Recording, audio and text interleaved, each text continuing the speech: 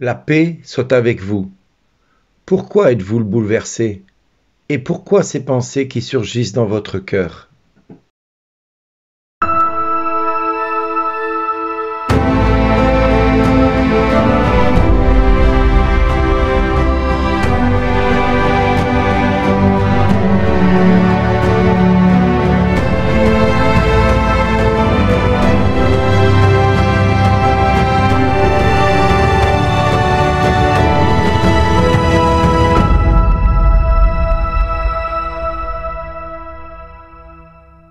Aujourd'hui, le message vous est adressé par Bernard Dill. Bonjour les amis. L'évangile de Luc aujourd'hui nous interpelle sur plusieurs événements qui se sont produits. Le premier, c'est les disciples d'Emmaüs qui reviennent auprès des apôtres et leur racontent ce qu'ils ont traversé et vécu avec Jésus qui s'est manifesté à eux et comment ils l'ont reconnu à la fraction du pain.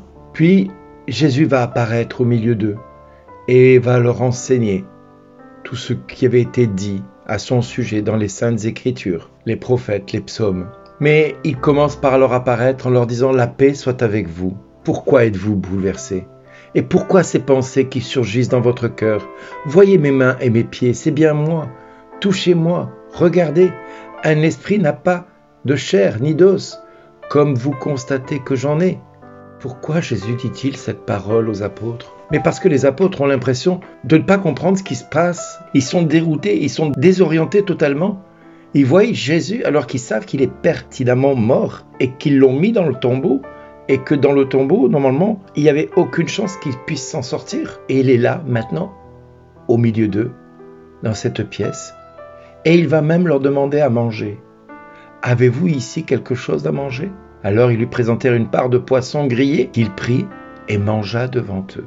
C'est tellement déroutant. Et pourquoi cet évangile nous est proposé par l'Église aujourd'hui? N'est-ce pas peut-être parce que le fait que Jésus mange, le fait que Jésus soit au milieu d'eux, qu'ils peuvent le toucher, qu'ils puissent se rendre compte que Jésus est bien avec son corps et non comme un esprit, est là pour nous interpeller sur le fait que ce qui échappe à notre compréhension humaine n'est pas forcément folie humaine.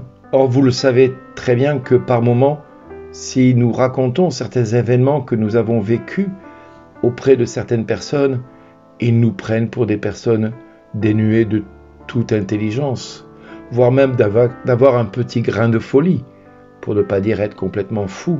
Alors oui, c'est vrai, nous pouvons être fous, nous pouvons être désorientés, nous pouvons être complètement dénués de tout sens humain intelligible et compréhensible. Mais la différence entre quelqu'un qui est fou et quelqu'un qui est dénué de tout sens et de toute logique, c'est le fait de pouvoir se poser la question « Seigneur, est-ce que ce que je vis est de toi ou pas?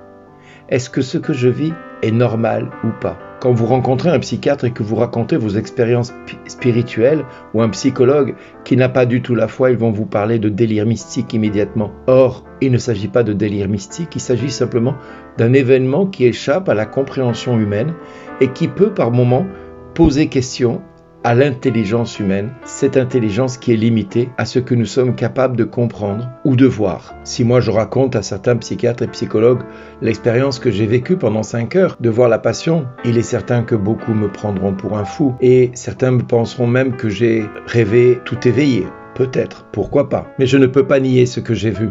Je ne peux pas nier l'évidence qui a été pour moi déroutante, désarçonnante, et pourtant que j'ai bel et bien vécu, et que je peux raconter des milliers de fois avec autant de précision, parce que je l'ai vécu, parce que ma chair l'a vécu, tout comme une expérience que nous pouvons avoir vécue, comme un mariage, une naissance, une expérience un petit peu sportive qui peut avoir par moments été surprenante et qu'on va peut-être par moments y mettre un point d'humour ou un point de sarcasme peut-être par rapport à certains événements que nous avons peut-être vécus ou endurés à tel ou tel moment.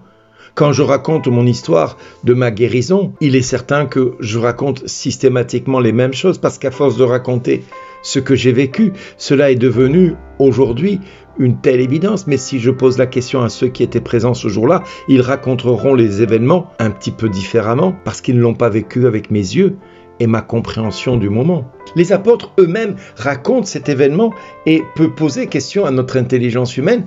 Est-ce que cela est une évidence? Est-ce que c'est une vérité?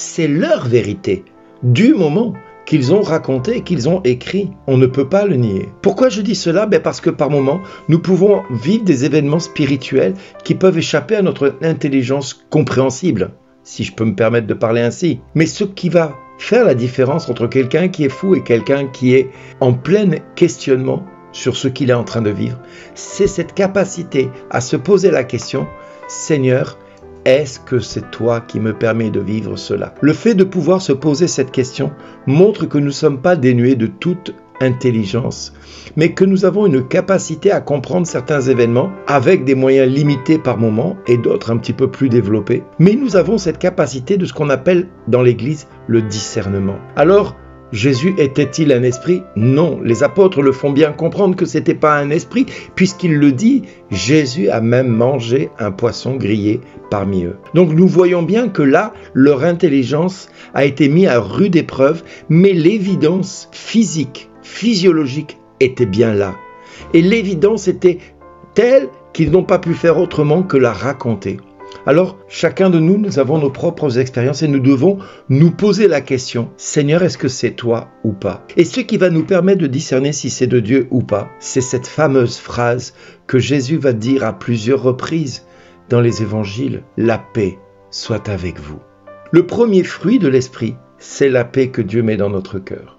Si donc vous êtes perturbé, troublé, angoissé, inquiété, et que ces inquiétudes montrent que vous n'êtes pas en paix, alors dites-vous que ce que vous vivez n'est pas l'œuvre de Dieu, mais l'œuvre du diable qui veut vous démolir et vous nuire, voire même vous déstabiliser au point de perdre la foi. Mais si vous vivez une épreuve, et que cette épreuve, comme les apôtres, avoir perdu Jésus, était la plus dure des épreuves qu'ils pouvaient imaginer, voir Jésus apparaître et recevoir cette paix de la part de Jésus, était pour eux signe que c'était vraiment de Dieu. Nous-mêmes, aujourd'hui, posons-nous la question, entre angoisse et paix, quelle est la dimension qui fait que nous sommes certains que ce que nous vivons, c'est Dieu qui nous permet de le vivre, ou est-ce que c'est le diable qui agit dans nos vies pour essayer de nous détruire? À partir de là, faisons l'acte de foi de croire que Dieu va manifester sa puissance dans nos vies et changer dans notre cœur